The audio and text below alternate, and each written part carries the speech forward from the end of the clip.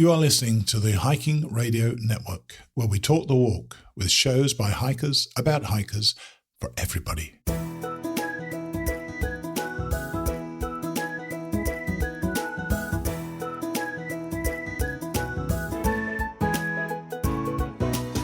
Mighty Blue on the Appalachian Trail, the ultimate midlife crisis. Join Steve and his guests every week as he staggers from Georgia to Maine.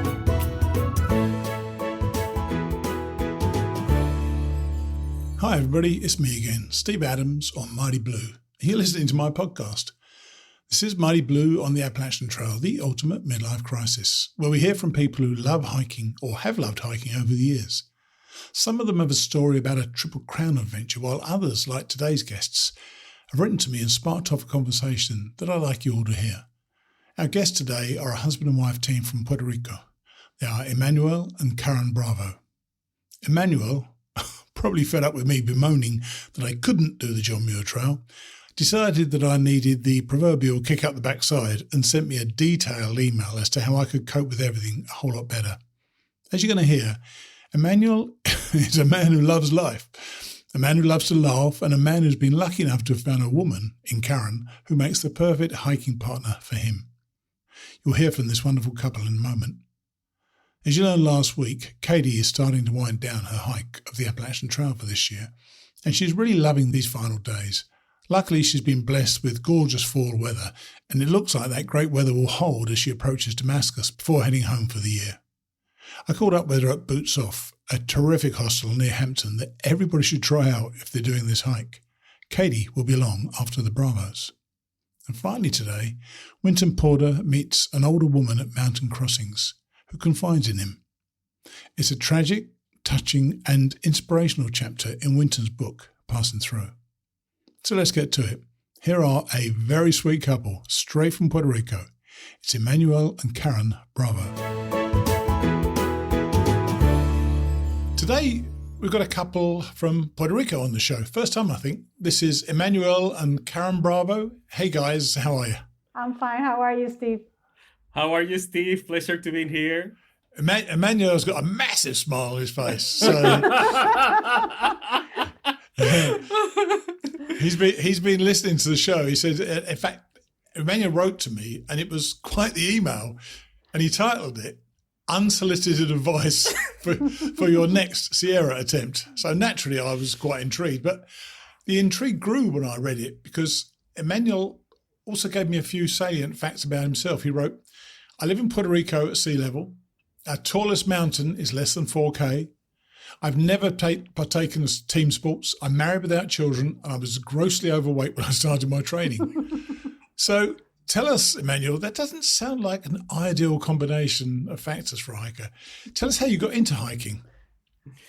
Well, it is sort of a long overarching story for myself. Sure. When I was a child, I was placed in a military academy. Mm-hmm. And as part of military academy, the curricula included some outdoors survivor exercise and war games, and it was sort of like Cold War era military logic, macho logic towards nature and all that. Sure. During that time, what I would do normally, I will partake of whatever was necessary of drills, and then I would venture into nature, escape a little bit, go AWOL. But after I left the academy, this was in high school, the academy fortunately closed. I spent my last senior year just concentrating in the humanities, or in history, which I like. Sure. And later, when I went into college, I completely devoted myself to being a historian/bohemian and cultivate. Once again, still doesn't sound like a hiker so far. Exactly. Cultivate my love for history and, of course, the great Western cities and all the museums and stuff like that. So my interest started to grow when I was teaching geography, because I was a teacher for 7 years, especially physical geography. And in history, when you study the great civilizations before the dawn of Western conquest, all these greater ancient civilizations, they have all these amazing routes and these amazing journeys and trans-Saharan route and all that. Sure. Or let's say the Nile. I'm sorry, the Silk Route, or the route of the Incas, for instance. So all that always drew my attention. When I finally met Karen, this is in 2013. You were unsure there, by the way, but well done. For a second. Nodded, yeah. Good effort. For a second. We were just starting to meet each other, and she always said, well, do you have any plans for traveling? Would you like to explore something? Because at that point I was not, of course, doing any hiking, although I love nature and I love to learn about these ancient routes. And I told her, well, you know what? I always wanted to go to Monument Valley and Grand Canyon because these are great places of great historical importance. Sure. And then Karen said, you know what? I would love to go to Yellowstone. So from there, we started this journey as a couple to slowly watch all the nature and historical documentaries that we could to identify places of interest. Wow. Hang on. So hang on, before you get to Monument Valley and everything, so were you a hiker at the time, Karen? Is this what you wanted to do, or you just wanted to explore? I actually started doing hikes with some friends, but I've never imagined that I will become a backpacker, or I didn't have it in my plans. But when I met Emanuel and we decided that we wanted to go on a trip, and we decided to go to Yellowstone and then drive to Monument Valley and Grand Canyon. Wow. Yeah, it's a big trip. Yes. We discovered that we have a love for traveling and that we made a good team together. We were good working together. It's a good thing. Yeah, because you can really get on each other's nerves if you're not. So before I met Emanuel, I did some small trips, day hikes with my friends. I like to get dirty, to be in nature, to have some rain on me or something. Really? Yeah. I was one of those childs. I like to be dirty. So it was a winning combination. You didn't know you were going to do it, but you kind of discover this love and the idea of the outdoors, and then because the national parks are magnificent. There's no question about it. And to visit those places, it was fantastic. But the reason you're on, of course, is this email that Emanuel sent. So that's cleared that bit up, because I was wondering whether or not you were just supporting your husband and you went along. But in fact, it looks like that you seem to, between the two of you, come to the conclusion that backpacking seemed to be a good idea. Actually, it's funny because some of our family members tell me, oh, you're doing this for Emanuel. And his grandfather jokes about, oh, you take Karen so she can bring your backpack on. and we're like, no, we both love nature. We both love planning the whole trip, and we have a lot of anticipation before each trip. So it's month before the trip that we are dreaming about it and enjoying ourselves. And So do you prepare the same way this crazy man prepares as well? Because why you do the same thing? All right, we're going to come to how he does it, but because you've actually done, since you did that trip, you've done quite a lot, haven't you? It says here you went to Ray Lakes in Kings Canyon, the Hermit Trail in Grand Canyon, the Tour of Mont Blanc, which I'd love to do myself, the W in Patagonia, and the Salcante Trek. What's that? Salcante Trek. What's that like? Tell us about that.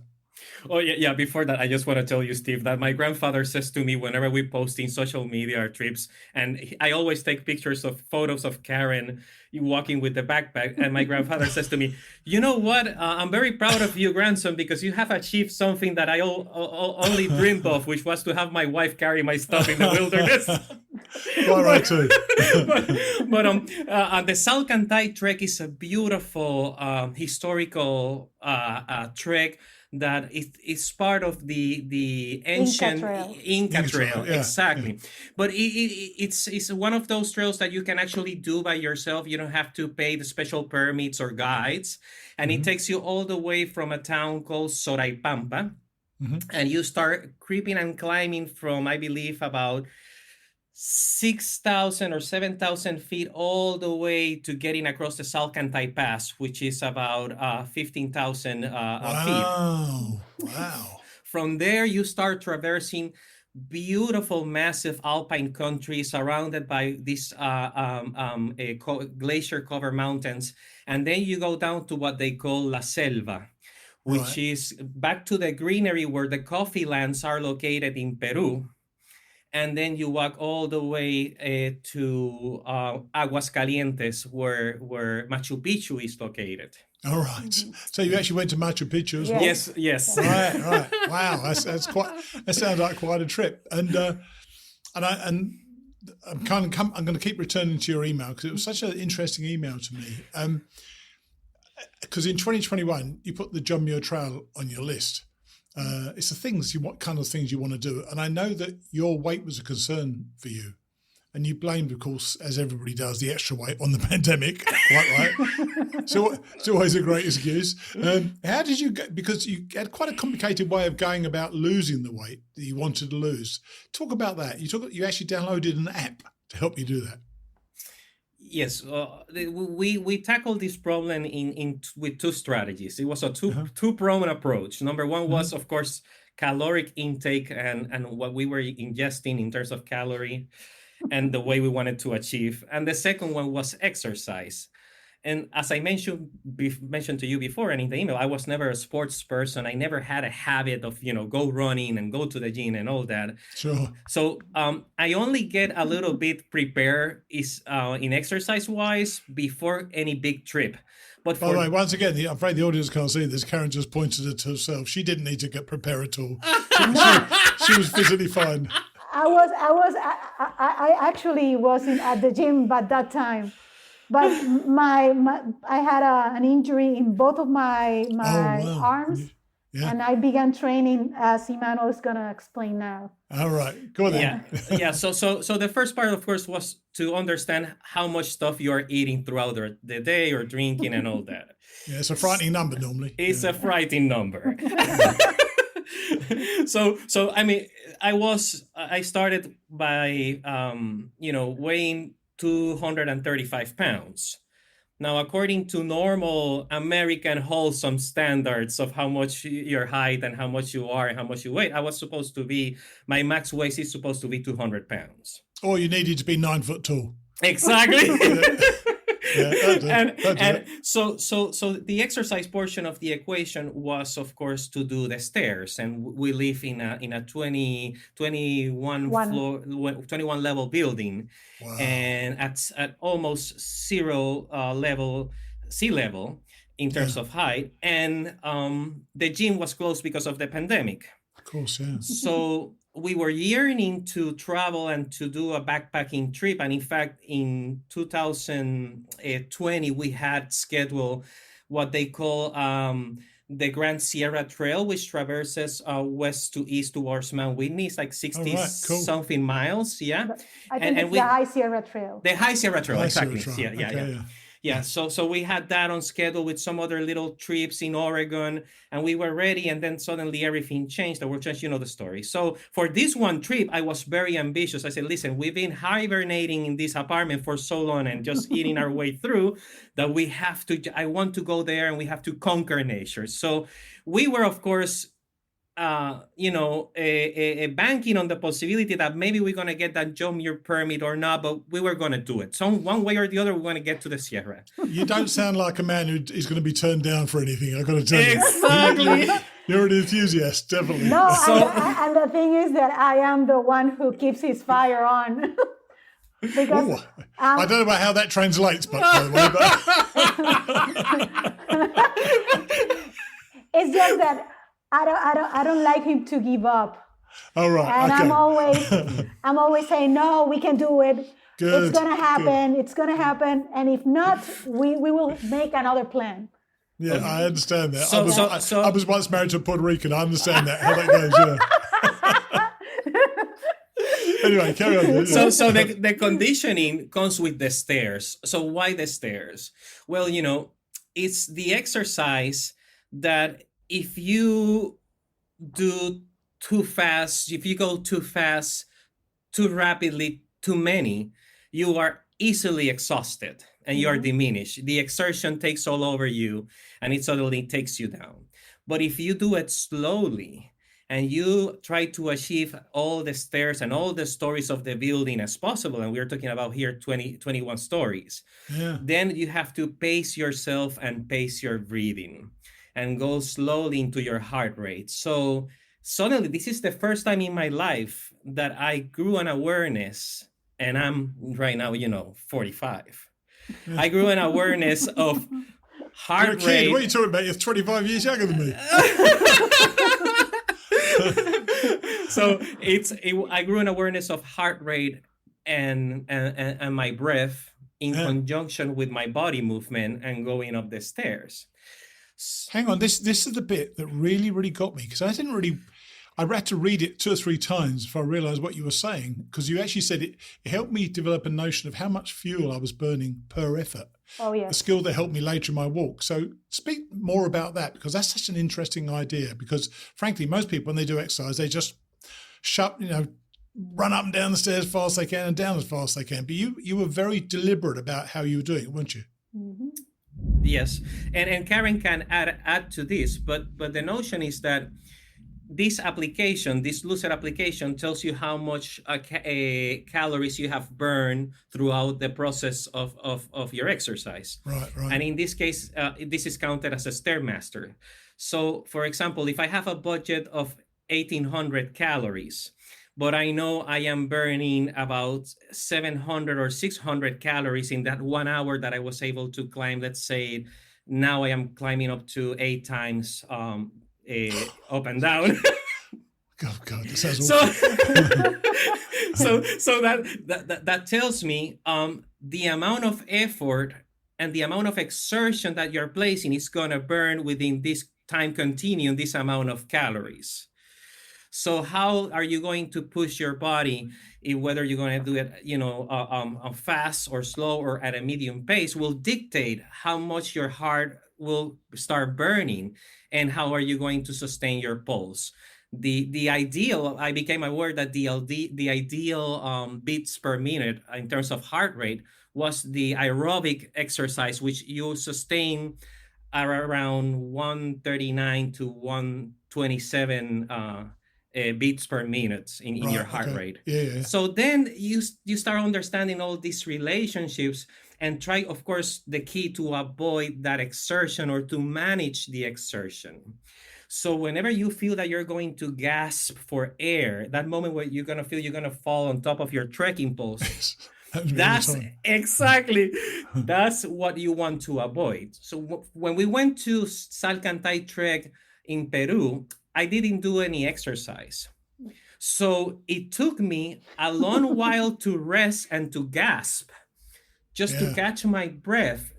And when you will see this wonderful Peruvian Cholita, this Inca woman, passing with a load of children and backpacks and a mule train. And she was just leaping and jumping from rock to rock, going up at 15,000 feet, and you are just carrying that pack and you are gasping and you're walking like an old, person who's just diminished.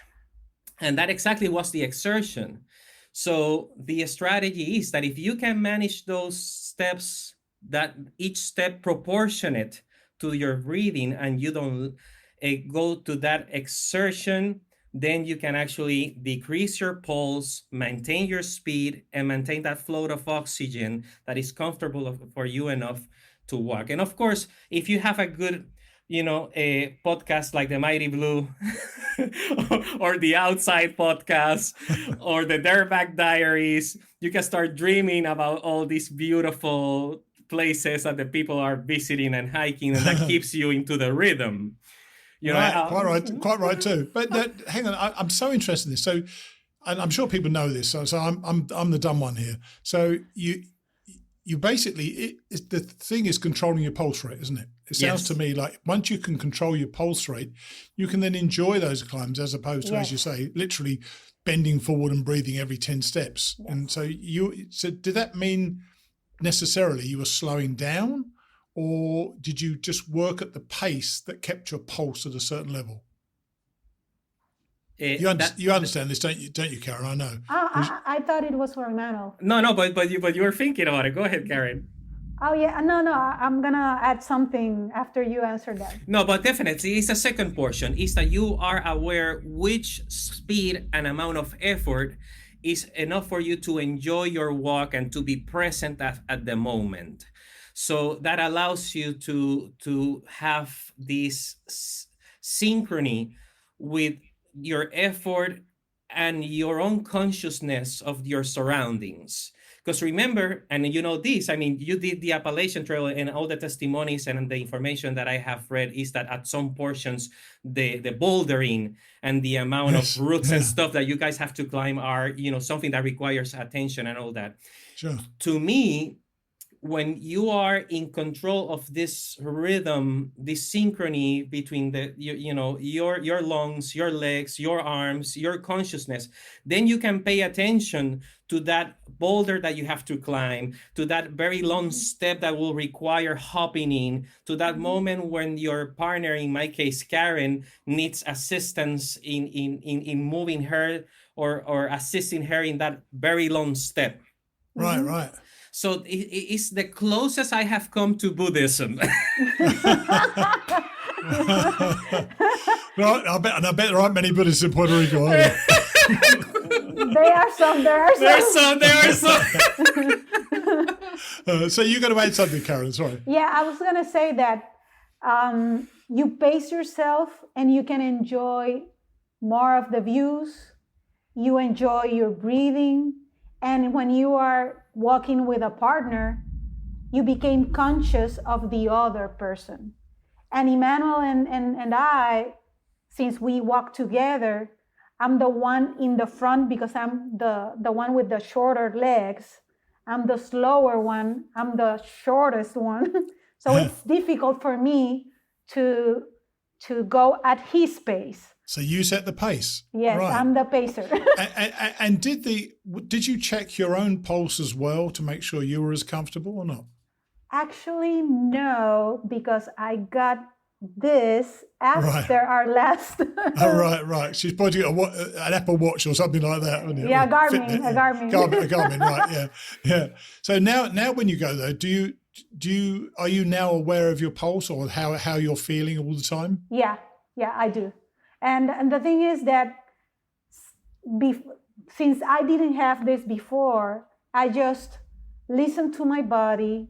I try to be at a pace where I can talk or I can sing. I can talk for 3 days. even at 14 feet, even at 14,000 feet, we could talk. We could sing. And this is all because of the stairs.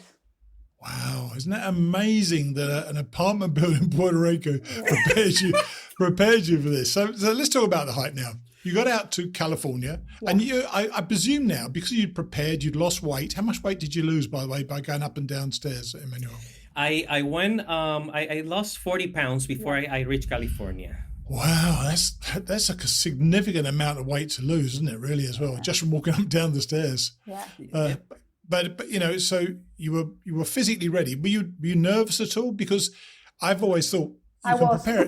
I always say about the Appalachian Trail, you can prepare as much as you like, but until you set foot on the trail, you don't know how it's going to impact you. Mm-hmm. Did you have the same feeling with John Muir, or did you feel so prepared that you just took it in your stride? I was scared. Oh, were you? What were you scared of? What were you scared of? Because of the unknown. I was scared because the first part of the trip is not that known, and not many hikers walk that trail. What do you mean? From Yosemite? Where'd you start then? We started at Copper Creek. No, because let me interrupt. Let me interject for a little bit. since we got denied our John Muir Trail permit, we had to create our closest Sierra experience sort of hiking trip. Okay. And of course, the whole mission was to get the goodies, which are the major 4 passes plus Mt Whitney. Sure. So since we were a little bit familiarized with the Rye Lakes Loop and we knew a little bit of Kings Canyon, we decided to start at Copper Creek. This is in Rhodes End in the western portion of Kings Canyon National Park. Okay. So we took the less beaten trail, which is Copper Creek, all the way to the Kings River, going north, about 40 miles, in order to then connect with the John Muir PCT at Palisades. Exactly. Wow. So that portion was completely unknown to us. We tried to do as much research as possible. We even contacted a ranger. We knew what were the highlights. But of course, Karen, if you want to continue, how you felt about the whole thing. I'm always skeptic about trails that are not well traveled by many people. Sure, yeah. You're not nervous about animals or people on the trail, though, are you? No. Just the trail itself. Yeah, the conditions of the trail. Right, sure. The thing is that I'm afraid of heights. Oh, good idea. Good idea to go hiking at high levels. or actually, I'm scared of narrow trails near the cliff.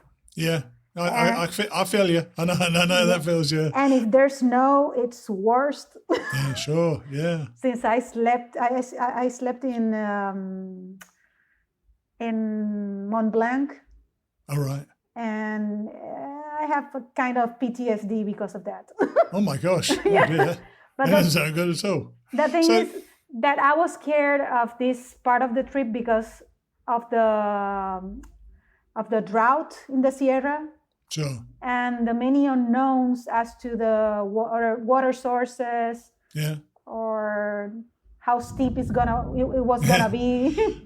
But how did you find it? Once you got started, did you get into it and it was okay? Well, the first day was very rough. It was. I can tell from Emmanuel's face. Obviously not. It was hellish. Oh gosh. It was so dry and hot that when we got to the campground, we were like, "Oh, I'm gonna die. This is not what I was expecting. I want to go back." And it was climbing all day long. Yeah. It was. I can tell you, if you start as I did in 2017, start in Yosemite, it's a huge climb up there. Oh my gosh, it's a nightmare. And the thought of it just makes me sweat at the back of my neck, just even thinking about it.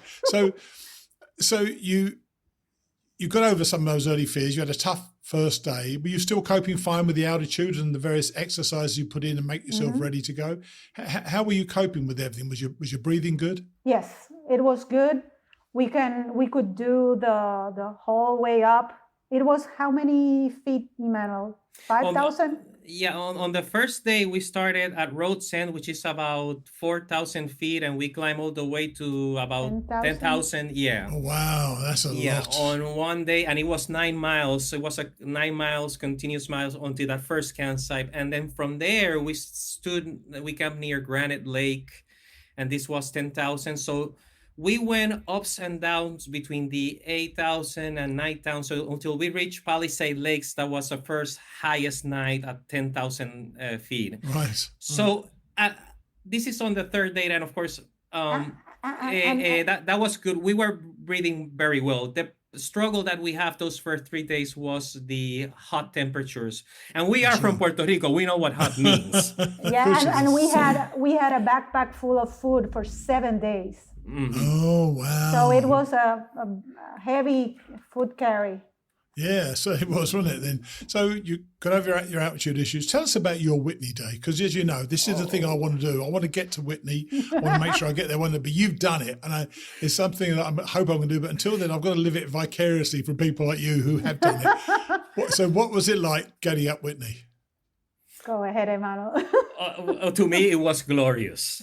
It was. We did not do the traditional way of getting, early 3 a.m. start in order to see the sunrise. We could not do that. We were very tired because the day before that we had a 17-mile day, which for backpackers like us is a tough day because we are not through hiking. We don't have that pace. But so the beauty about Whitney is that once you reach Guitar Lake and everything is just this beautiful granite and the pools of water reflecting upon the sky, you truly feel that you are in other planet, that you have reached the moon, that your fantasy of becoming an astronaut has come true. For the first time, you're actually doing those first astronaut steps. from Puerto Rico. Exactly. so it is the beauty. It's just it consumes you. It's a pure synesthesia between the cold weather and the beauty of the topography, and the landscape is just calling you. And to me, it was, I fell in love with each step going on Whitney, but the love sort of becomes a real affair when you suddenly realize that it's never ending. That after switchback and switchback and switchback, I heard that before, you are in the same 4 miles that never end. So you are like you ask yourself, okay, I've been on mile number 4 like for 3 hours. What's going on? So and you look at the landscape and it's beautiful, and then it becomes a real, struggle with the part of danger, because you notice that it's so steep that any false step, could, of course, may represent an accident. So you fall over the side, you're dead. Exactly. Sudden death. Yeah. So it's a real love affair with a very dangerous creature. It's what nowadays they call being in love with someone who has a very bad mental health condition. So it's as beautiful as it is toxic, as it is deadly, but nevertheless you love it, and even if you are prepared, it will take discipline and breathing, and especially calm and mental strength. I think that mental composure is actually also... Well, I can certainly see that. So, but then there is a point at which you do get to the top, and I've seen everybody's summit picture. You've got this, you're higher than anybody else in the world at that one point, aren't you? What did it feel like to be like that then, Karen? Actually, we got to the highest point on the day of our 5th wedding anniversary. Very cool. So it was good planning, Emanuel. Very good. Actually, I was the one who organized the... Of course you were. It's funny because I say that I'm the manager and he is the adventurer. All right. You manage his adventures, quite right too. So when we got to the top, I told Emanuel, okay, this is your wedding anniversary gift. And it's never going to happen again. So enjoy it, because I was so scared all the time going up. Were you really? Oh, yes. And it was such a sense of relief and awe when I got there. I was like, oh my God, this is so amazing. I was so scared. I'm still scared. I have to go down. Oh my God, I have to go down. But I tried to be in the moment, enjoy the vistas, and it just looks remarkable. And in fact, I showed my girlfriend Dana, who's going to come with me next year, your video. I kind of wish I hadn't, because it looks terrifying than your video as well. I tried to say, no, that's not a problem at all. That's okay. It's quite nerve-wracking, I know. And she's not a hiker at all and has never hiked. So, I looked to that film, and I think she was expecting it to be a nice green hill. You walk up almost a meadow, but it's nothing like that at all, as Emanuel said. Now you've done it, Do you think with the preparation you've done, Emanuel, you've kind of cracked a code a little bit? You've worked out how to do this stuff, and you're going to prepare the same way for other hikes? Yeah. I think so, yes. And it's weird because the way I jump about giving you this advice to me was like, Steve, like I was thinking to myself, listen, Steve is a consummate backpacker who loves and entices people to give their most beautiful and best backpacking stories, because I hear in your podcast you connect with people at a deep level of reflection that is magical. So I know you love this. And when I hear you, and I said, this is my third time, and I'm like, no. I have to tell him this is unsolicited, but I have cracked the code. This is the way. Like they say in The Mandalorian, this is the way. You know? and I went for this unsolicited advice because I said, listen, if I, basically a history major who has a desktop, can do this, you know, I know Steve can actually kill this. And yeah, to me, I'm going to apply this to the future. I'm even foreseeing the possibility of doing the second portion, the Northway segment of the John Muir, starting from Palisade, passing through the Muir Hut all the way to Yosemite. Wow. And I'm planning to do that with Karen's brother and one of my best friends. And, you know, I'm seeing probably if I don't know if I can take one of my brothers, but I don't know. But yeah, I even considering the idea of learning a little bit of mountaineering in order to do it early in the summer, you know, to have the tools and the know-how of doing it on May or maybe April with snow around. Well, you're definitely a man who prepares. There's no question about that. And what about you, Karen? Are you going to go again? I'm not going to do Mt Whitney again. Right. Okay. But I'll do the Sierras again. Right. Oh, without snow. I tell you, I am so delighted you reached out, and I've reread your, because when I was preparing for questions for this, I reread your email to me, and I thought to myself, there is so much in there I can get from it. So your unsolicited advice has been received and understood by me and my girlfriend. We're both going to look at it. I'm not sure how many 23-story buildings there are around we can get to, but just going on a step machine might help. And so I appreciate you contacting us, but I'm particularly interested in how you work towards maintaining that pulse rate. And that's something I'm going to really, really think about. And when I get to the top of Mt Whitney, I'm going to send you a picture of me there, Emanuel, just so you know. Oh, yeah. All right, guys. Well, sorry, say again. I was going to say that even we finished our backpacking trip, we are still training.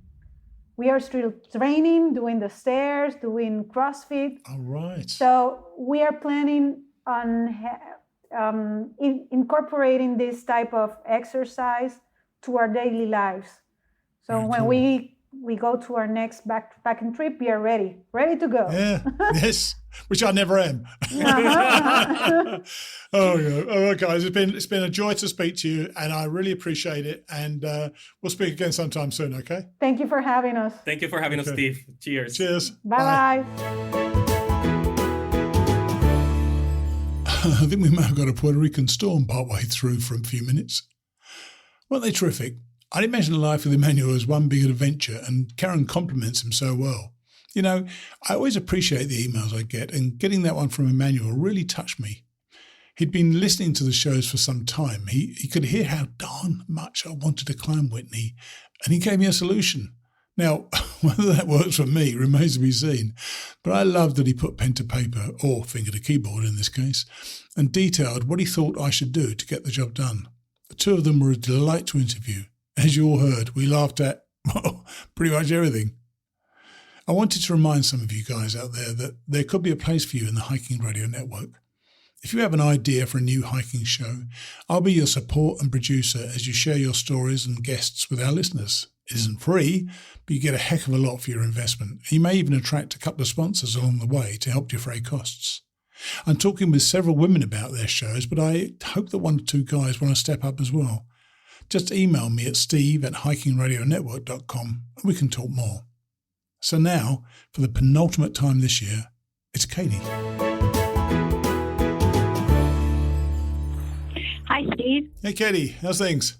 Good. I'm sitting on a nice porch here at Boots Off Hostel. I love Boots Off. It was a great place to be. I know. It really is nice, isn't it? Yeah, yeah. Are there many people there? They said the bunkhouse is about half full tonight. Oh, so right. I think, yeah. Who's out at the moment? I mean, you're now in, which means you're in by Watauga Lake, aren't you? Boots Off, Yes. near Hampton. Mm-hmm. So is it Hampton? Yeah. Yeah, Hampton. That's right. Yeah, Near Hampton. Yes. right. Yeah. So who's there right now then? I mean, is it day hikers, section hikers? What? Well, I think there's a few section hikers. I ran into a gentleman with a German accent who was coming up the mountain as I was coming down the mountain, and he was staying here. And I just saw a couple of hikers walk in, and they actually look like they're through hikers. And What, going south? Going south? Yeah, I think so. Yeah, wow, crikey, yeah. You're going to probably start meeting a couple of those, aren't you? Yeah. So how has your week been then?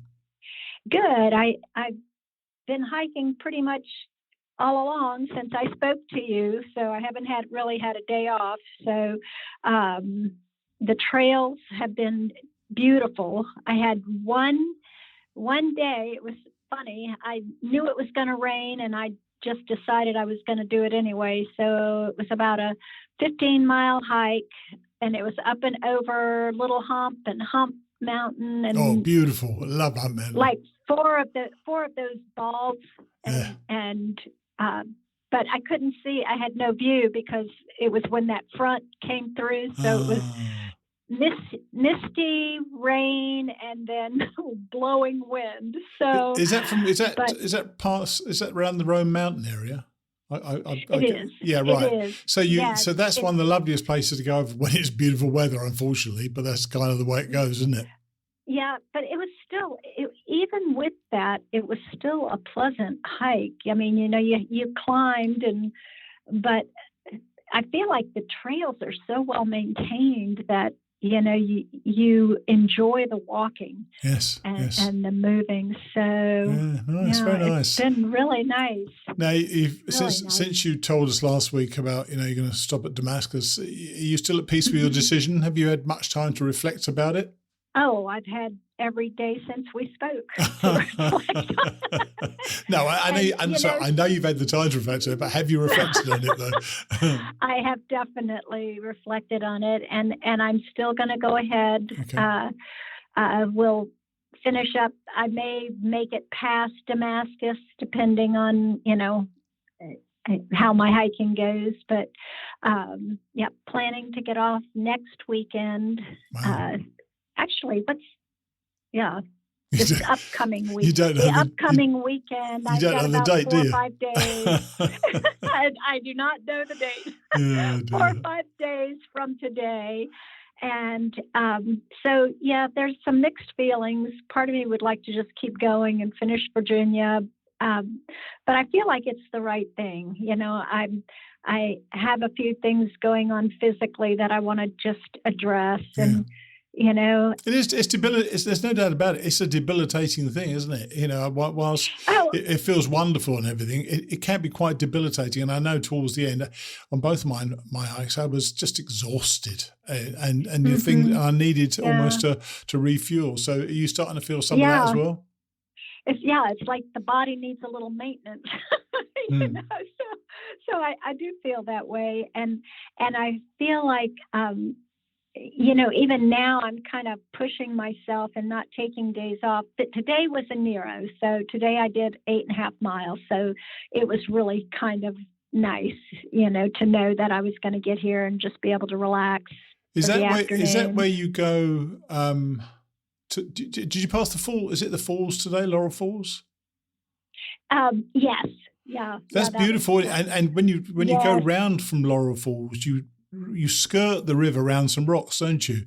I mean, I think if these young kids have a drink there, they'd be in all sorts of trouble. They could easily fall in, couldn't they? Oh my God! Well, but that climb, then there's a climb up, but then I remember falling on the climb on the way down. Oh my or the walk, because I was going a bit too fast, I think. So I thought, this is easy. I'm just striding out. And suddenly my chin hit the floor. I mean, I think I was unconscious for a couple of seconds, and my pack was pushed up over my head and banged my head on further into the ground, as it were. I'll always remember that. I don't think I'll ever forget that as long as I live. It really shook me up. It always is a bit of surprise when your pack lands on top of you, isn't it? Yeah. I was wondering this the other day. Have you met any people on the show, on the trail, who knew of you from the podcast? A few people I have. There's an older gentleman who finished his through hike this year, who's a friend of an old friend of a childhood friend of mine. Wow. And he said, oh, she's on Mighty Blue. Yeah. That's funny. your Katie. That's funny. Yeah. Funny, when Trigger and I were going through in 2019, a bloke stopped us and stopped Trigger. It was just, we were chatting to somebody anyway. And the guy had his picture taken with Trigger, but not with me. Which I thought was a bit. He knew the show, but he wanted his picture with Trigger. So Trigger was obviously the class act of our team. Oh, that's so funny, God. So the bits you're going to have to fit in next year. Where are they? We know it's quite a bit of New Hampshire, and that'll be a fabulous way to do it. You're going to try to finish there. Yep, I think that is where I'm going to finish, because that is, I think the better time is later in the summer. Yeah. To do New Hampshire. Yeah. And so I'll probably will have already finished all of Virginia by early spring. Right. It's because it's so close to home and so easy to do. So what bits have you done? You've done from Springer to where you are now? So no, I have, believe it or not, like 25 miles in Tennessee. So because my brother was shuttling me, I didn't want him to have to drive all the extra miles. So I have from Allen Gap to Sam's Gap to finish, which is like 20 miles, 30 miles. Sure. And then I have, I'll have the southern part of Virginia to finish. And then I have 105 miles of New Hampshire to finish. I think that's it. And I have, I'll still have to do like 30 miles in Vermont. Wow. I know. It's like a mix and match, isn't it? It is. It feels like that too, but that's okay. Have you done, Katie? Have you done the Virginia Triple Crown? I can't recall whether you did or not. I haven't done it yet. Why don't you make that your finish? Why don't you make that your finish? What a wonderful place to finish. Yeah, that would be fun. Yeah, I may do that. So that would be wonderful, and it's close to home. There you go. So, that'd be it. Yeah. And have you started to give some thought to when you might actually start? You said early spring. You're thinking about next April time. Yeah, I think some of those smaller spots I can fill in, pretty early in spring, and then I am thinking again later summer for New Hampshire to get the whites done. I think it's just something I have to schedule, because it's like now I've got these chunks. If I can give you some advice, the reason I would always want to go northbound is because you need about 2,000 miles to get your legs ready for New Hampshire and Maine. So I would think once you've done, if you're feeling 100 miles somewhere, then don't go and do New Hampshire, because you've got to get your legs. You don't want to do New Hampshire on fresh legs. Oh my gosh, that'd be a nightmare. Oh no! I agree with you 100% on that one. Oh my god! Oh my gosh! Yeah. So you're happy? Are you happy? Steve, I am happy. And I'm so glad that I'm getting to finish this up on these beautiful trails here with all the autumn leaves. It's just been, the last week and a half have been just beautiful. I just can't. I can't. How could I complain? Exactly. Yeah. And is the forecast decent for till this weekend? Yes. It's going to be nice all the way up until the weekend. So nice. I'm really happy, and it's like I said. There's the part of you that says, well, you didn't do it all in a year, so there's that little haunting voice in your head. But then there's also the voice in your head that says, hey, you got to go out and do this amazing thing. Yeah. And Listen to that guy. Listen to that guy, not the other one. So I am happy, and I do feel confident that I will go, back and finish and that the trail's waiting for me. So I do. Question.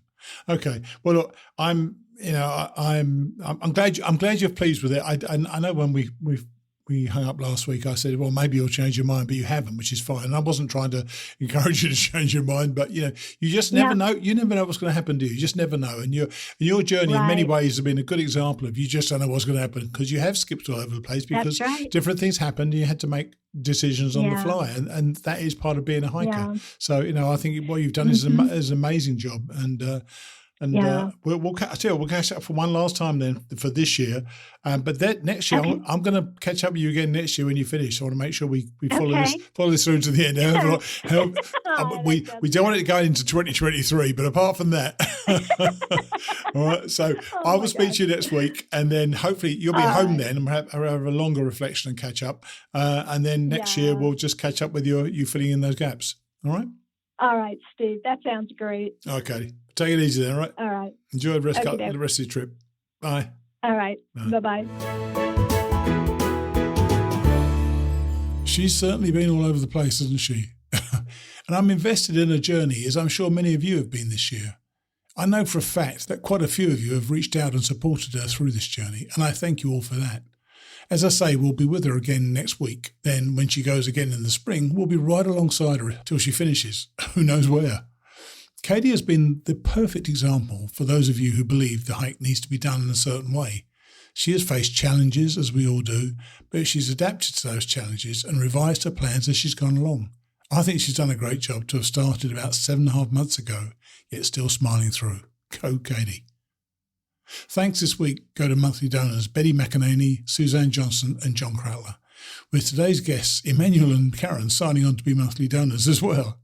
Didn't need to do that, guys. There isn't a price for admission. But thanks. Also, Matthew Kaluda and Mary Stewart gave us generous donations. Matthew wrote, I've been enjoying the podcast very much. Great to listen to while working out at the gym. Good to have you along, Matthew, and all of you have stepped up this week. Finally today, Passing Through by Wenton Porter.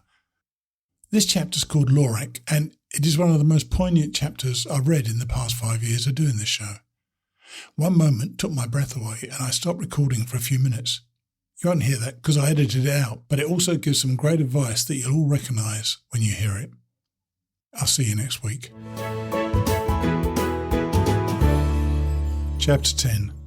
Lorak. The morning silence of the woods is interrupted by the sounds of collective souls, the world I know, blasting from a sun-worn Isuzu Rodeo that charges into the lot spraying gravel.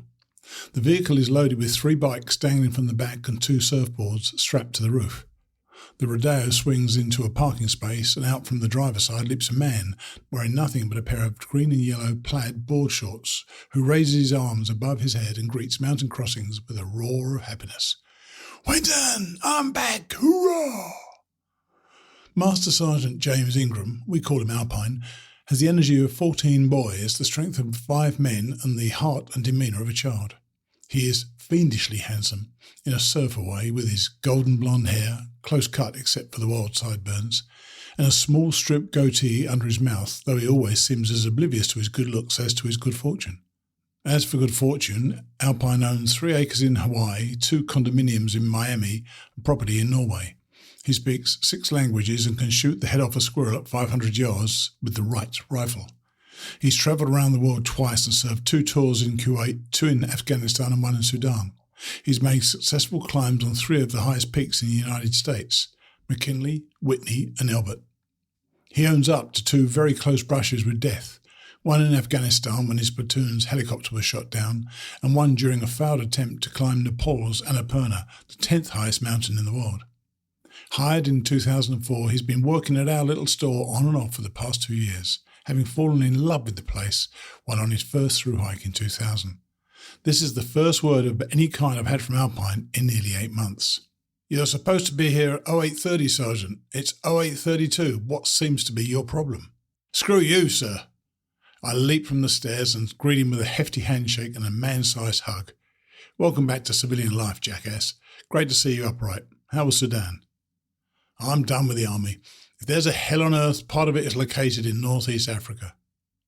The unwritten civilian code regarding military personnel is to not ask too many questions. Let the soldiers tell the story, what they want and when they want. It was Buddy who told me that Alpine had called and that he had been in Sudan on a military operation. What sort of operation, Alpine didn't say? For the past 6 months. Apparently he had been back in Miami for the past 4 weeks, had gotten bored and wanted to come back up the mountains and work. He said he'd load the truck and be with us in 2 days. His timing was perfect because we needed him. What else did we need to know? Alpine, I have to get this store open. We're expecting a fair-sized crowd today. We got the hostel back open and had about 6 hikers down there last night. Would you please check on our guests down there and get the towels in the wash? Roger that. The hostel was located in a large section of the basement below our home. The previous owners, the Hansons, were forced to close it about 5 years ago because of problems with the drainage in the septic system. Once the problem was fixed, it took about 10 hikers and 2 days of work, hauling out old furniture and broken mannequins, sweeping up owl pellets and mouse droppings to get the hostel up and running. This is the renovated hostel's first through hiker season, and it's starting to reclaim its old glory. The most encouraging sign is that the ghosts the Hansons told us about have already come back home. The busiest one is a woman we call Granny. We recognise her presence by a strange sense of humour. She likes to move stuff in the middle of the night and will toss dirty pans to the floor. Another is an old man dressed in civilian conservation corps attire who's been banging on the old stove with a pickaxe. It's middle March, nearly 2 weeks since Chief passed through the breezeway. The warmer weather has put an extra skip in the hiker's strides. It's Mother Nature's elixir. Sunshine, a mild breeze, blue skies, low 70s temperatures. As soon as it gets this warm, hikers start falling over themselves to mail their winter gear home. Mother Nature giggles and grins at such false confidence, keeping a few more cold snaps up her sleeve. By mid-morning, hikers and gear are spread all over the deck, on the picnic tables, along the old stone wall. Some have rigged their clothing up on bungee cords or odd lengths of hammock rope strung between low branches. Their fabricated clotheslines sway in the breeze, waving a virtual rainbow of nylon garments like prayer flags on top of a greener, warmer, smaller Everest. The topics of conversation that I overhear are the same as last week's, last month's. Do you think I need this? Sassafras, kick my ass, mountain was a bitch. Do you like those hiking poles? And this all flew right over my head, screaming. I freaked out. It sounded like a missile. Does this blister look infected? I'm just not eating as much as I thought. But people are talking faster and louder, excited by the sunshine. Everybody has a trail story for everybody else. Buddy steps onto the balcony with his coffee and stands next to me, sharing the scene. He takes a sip from his mug. What do you think? I think it's a beautiful day and that some of these people are going to make some very bad decisions about what they send home today. Yeah, what should we do? Try to keep them alive. Buddy makes the announcement in his usual tone, demanding the crowd's attention. Hey, all you people, yeah, you too, Goldilocks boy. Part of what we do here at Mountain Crossings is to make certain that you don't die out here in these woods. If you have a question about sending something home today, you can ask my friend here.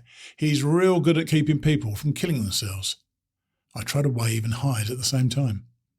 A woman approaches, tips up a nylon ball cap, exposing her short white hair, and in a humble, quiet voice she says, Hi, my name is Carol, and I could use your help. Carol is a fit, petite woman in her early 60s. Her choice of clothing tells me that she doesn't lack experience. From the very beginning, she is generous with a smile, which has a way of both concealing her age and revealing it. The smile tender and innocent, like a child's, and yet it wrinkles her skin and brings out her autumn eyes, deep green and blue with tiny flakes of amber, in which there is something sorrowful. She has a steady gaze and doesn't dodge eye contact. She's used to having a man's attention. I ask Carol what I can do for her. First, you can tell me, why is that man sitting on the roof? I turn, look up and see Billy passed out in a lounge chair, wearing nothing but a pair of boxer shorts and cradling his signature Superman coffee mug between his two hands upon his chest. That's Billy Bumblefoot. He's okay. He just likes to view from up there, and he isn't partial to big crowds. What's that sticking up between his legs? Oh, that would be a flute. A Coyote Oldman flute, to be exact. It's rare. I think it's tuned in the key of C. What's going on with your pack? Well, I need to get some more weight out of my pack, and my shoulders are hurting more than normal. Let's take a look at it. Over the next hour, we work with Carol's gear. She's already fairly light, carrying less than 30 pounds, so we're just trying to lose ounces wherever possible, cutting extra toothbrushes, eliminating packaging, tearing pages from a guidebook. There's a gallon Ziploc bag full of pills and pill bottles. Eeny, meeny, miny, mo, she says, getting me to laugh. The source of her discomfort is the pack itself. It's simply too large for her. There's no way to cut it smaller. We get a near-perfect fit out of a Granite Gear Alpine Vapor backpack. She loves it, and the total weight with food and water comes to a respectable and safe 25 pounds. But a little while later, she will walk out in her old pack, though only after I've made her a deal. First, though, I leave Carol for the moment and return to the balcony to check on the crowd that has continued to grow outside, and to make sure Billy hasn't fallen off the roof and been harpooned by his flute. Outside, there's a group of about 20 Boy Scouts doing something more hectic than the usual milling around. I can see by the toing and froing of those brown shirts and those awful yellow neckerchiefs that they're in some kind of hurry to get their backs off. They're pulling off gear and throwing it down in the grass in one big pile, as though they're planning a bonfire for it. Two men dressed in signature brown attire are climbing the stairs at a trot and headed in my direction. I smell them before they can get all the way up. "How can I help you, fellas?" I say. "Actually, I could probably take a wild guess." Said Scoutmaster 1, sniffing himself embarrassedly. Yes, I was actually bit by the skunk, though. Do you think I should go to the hospital?" "Bit by the skunk?" "Yes, on the leg." He holds the leg out as far as he considers polite under the circumstances and repeats his question. "Should I go to the hospital?" I tell him that would probably be a good idea and ask him how it happened. "Well, I was in my tent last night and I felt something brushing against my right leg, and..." When he reached down, his hand landed on a warm and hairy thing. He grabbed the thing and threw it towards the tent's door. But the screen was zipped shut except for a bottom corner, and the skunk sprang off the screen in trampoline fashion and landed back in his lap. "That's when I got bit on the leg," he says. "Not a happy skunk." The man reached down again, grabbed the skunk by the scruff of the neck and shoved it through the unzipped corner of the screen. He then crawled out of the tent in panic and discovered the skunk lying motionless on the ground. He went in search of a bag in which to dispose of the skunk, but when he returned, the skunk was gone. "See, the skunk wasn't dead," Scoutmaster 2 explains. "And he came back that night and sprayed 6 of our 10 tents, says Scoutmaster 1. "Do you have any tomato juice and some water we could use?" "He didn't spray you in the tent?" "No, it happened so fast. I don't think it had time. Got lucky on that one. Could I use that hose?" "Of course," I say. "And we have a bottle of polecat perfume in the shop. They should take care of most of your problem." It used to be sold by a company called Roughwear. They discontinued the product, but we still have a few bottles. Check with Buddy at the front desk and he can get it for you. Polecat perfume is a mixture of hydrogen peroxide, baking soda and laundry detergent. The mixture creates an effervescent cocktail that neutralizes the oils that bind the skunk scent to its victim. I don't think I've ever sold so much of it at one time, or seen so many people applying it to each other and their stuff. The scouts take a spot in the grass by the entrance to the lot and stand around rubbing it on each other like sunscreen. Then they rub it on their hair, their clothes, their tents. The most common skunk victim is a curious dog from the city who goes out on a day hike with its master and tries to make friends with forest animals. Never have we seen a skunk take on an entire battalion of Boy Scouts. The deal I made with Carol had to do with a new backpack.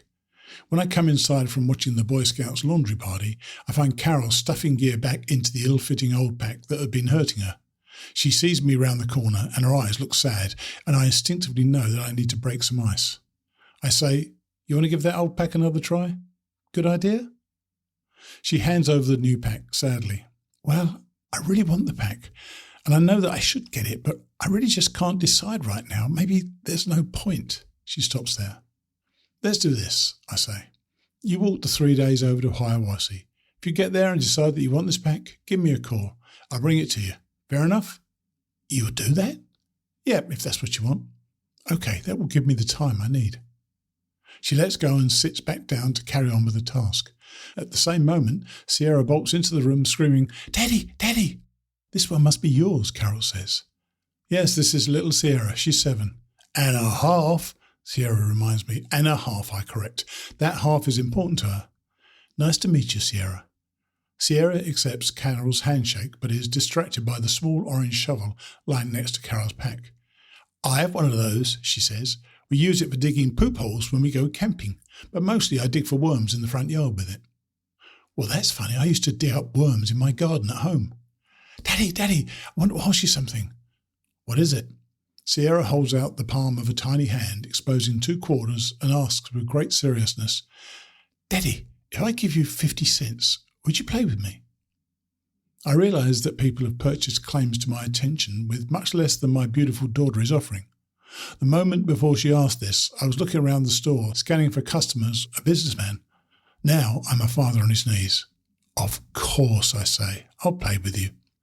Why don't you pick out some candy for us and go get your hiking boots on? I'll meet you back at the house. Yeah, can we go up to Balancing Rock and climb and then maybe, if we have enough time, go over to that old cave? Sounds like a plan. Sierra cheers, grabs some Snickers bars from the shelf and runs out the door to get her boots on. I tell Buddy that I'm taking the rest of the day off to play with my little girl. Carol, who is loaded up now, walks with me to the breezeway. She drops some postcards in the mailbox, then shoulders her old pack. I ask her if she has a trail name. She says she's never found one she likes, so I suggest Lorak. It's Carol spelt backwards, and it's also like the name of the character, the Lorax, who spoke for the trees in Dr. Seuss. I don't know why, but I think you're a voice for people who want to get out in the woods and play. I like that, she says. Lorak works for me. Good, give me a call if you need me. Saying it to myself again later that day, Lorak. I wonder, to her, does it sound like the name of a drug? Eeny, meeny, miny, mo. I meet Lorak at a motel in Hiawassee 3 nights later. It's my second delivery that night. The first was of 2 sleeping bags to Tony and Greg, a father and son who had discovered that the lightweight sleeping bags their local outfitter had called 35-degree bags and sold cheap were not worth a damn after 45 degrees. I had tried to explain earlier to the father, you're going to get your ass kicked in the Smoky Mountains, if not sooner. Those sleeping bags are like bringing a knife to a gunfight. But the pair had walked through 3 sunny nights and slept cosily through 4 mild nights before reaching my store, and they thought they'd be fine. After they moved through, Mother Nature drew those guns, 3 days and nights of freezing rain and high winds. Then Tony and Greg were ready for new bags. I had them meet me at the local grocery store on the aisle with the peanut butter. My next stop is the crumbling, mildewed Mull Motel, which, if you discount a rumour that the place got a new coat of paint in 1975, hasn't changed in more than 60 years. The caretaker, who lives in room 1, has been there as long as anyone can remember. Wherever exactly this hard-working woman is between age 60 and age 600, she gives you the idea, somehow, that she's been that age all her life. Without appearing to get older, she appears never to have been young either. She just gets a little shorter and saltier each year. She's got a supernatural instinct for any threats to rules and regulations, and when I pull up to Mull's and let Skydog out through the passenger door, the caretaker pokes her head out of room 1, clucking, Hey, you, mister, we don't allow dogs in our rooms here. No partying after 10 o'clock, got it? She doesn't wait for a reply and steps back into the room, slamming the door like a ceramic bird popping back into a clock. Lorak sits in a metal rocker on the concrete catwalk outside her second-floor room. She's reading a trail guidebook by the lamp above her door, a little glass tomb of insects that casts a yellow light. Sky takes the stairs ahead of me and bounds up to Lorak with tail in full wag, as if she's known this woman all her life. I follow, carrying Lorak's new backpack. Don't get up, sit down, I call out. Sky takes the invitation to sit as though it were directed at her and flops down across Lorak's feet. Well, that's good. I can't very well get up anyway with a pretty retriever sitting on my toes. How are you tonight, Mr. Porter? And tell me about that walk in the woods with 50 cents. What's her name? Sierra? That's right. I had such a good time, I decided not to take her money. Lorak laughs. I'm glad to hear that. That's the way to be a dad. Cherish your time. Don't forget to lay claim to the moments that you have with her. They will be gone before you know it. Yes, ma'am, I say. Your spirits seem to be up a little. She smiles. Despite the cold and wet weather, I actually had a great time out there. The gear is working, with the exception of the pack, and with each step I'm getting stronger and more convinced that I can do this thing. I tell her I believe she can. My friend Billy Bumfoot has a rule that he says all the best hikers follow. Never quit in town, never quit going uphill, never quit in the rain. If you are going to quit, it has to be on a sunny day, on top of a ridge, with the wind in your face. You never walk away weaker, he says, you walk away stronger.